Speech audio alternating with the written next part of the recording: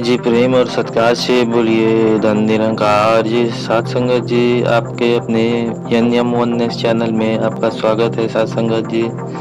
साथ संगत जी, आज हम चर्चा करने जा रहे हैं हमारी भूले हमारा दुख। साथ संगत जी, माता पिता की मार और अध्यापक की फटकार का मुख्य कारण है बच्चों को सुधारना और उनको विद्वान बनाना। डॉक्टर का ऑपरेशन रोगी के स्वास्थ्य के लिए होता है साथ संगत जी।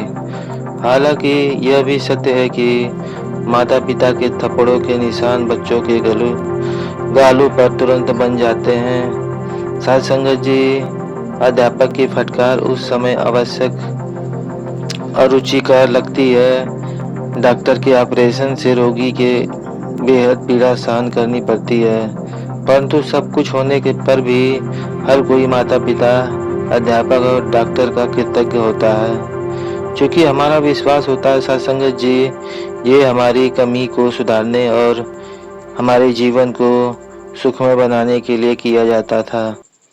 इसलिए माता पिता, अध्यापक और डॉक्टर को भी किसी ने क्रूर अथवा निर्दयी नहीं माना है। साथ संगत जी, यह कितनी आश्चर्य की बात है कि यदि मनुष्य के जीवन में एक के बाद एक कुछ दुर्घटनाएं घटित हो जाए तो वह तपाक से उसे ईश्वरीय प्रकोप की संज्ञा दे देता है या किसी शैतान का कार्य समझता है।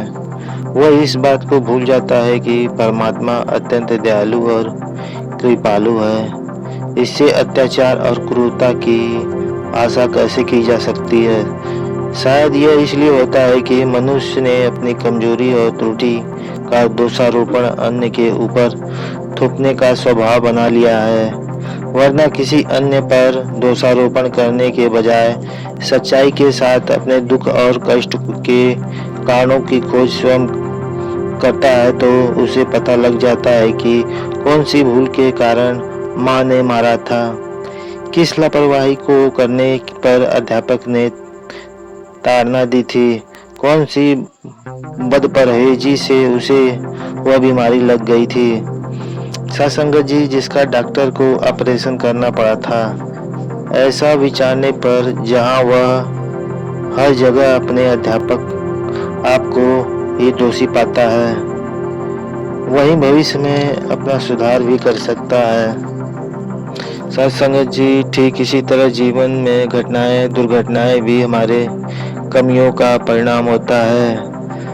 कहीं अहंकार, कहीं घृणा, कहीं ईर्ष्या और बदले जैसी निम्न स्तर की भावना ही इन घटनाओं का कारण बनती है। जिन दुखों को इंसान ईश्वरीय प्रकोप की संज्ञा देता है, वास्तव में वे उसके ही उन कर्मों का फल होते हैं सत्संगत जी, जो उसने कुसंगत भावना के अधीन किए होते हैं। इनमें अन्य किसी का दोष नहीं होता है। सत्संगत जी, समय समय पर दिव्य विभूतियां, गुरु, पीर, पैगंबर भी इस तथ्य की ओर संकेत करने हेतु प्रकट होते रहते हैं ताकि मनुष्य अपनी भूलों को स्वीकार करते हुए दूसरों के ऊपर व्यर्थ दोषारोपण न करे, बल्कि दुखों के कारण की खोज स्वयं कर उनके निदान के लिए प्रस्तुत हो, अपना जीवन सुखमय बनाने और परमात्मा के प्रति कृतज्ञ रहे।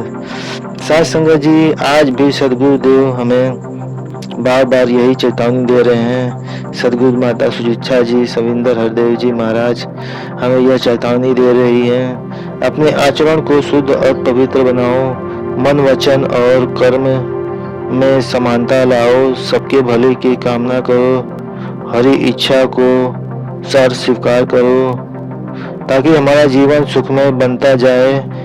इस तरह हम अवगुणों से बचे रहें तो हमारे जीवन को नर्क बनाते हैं।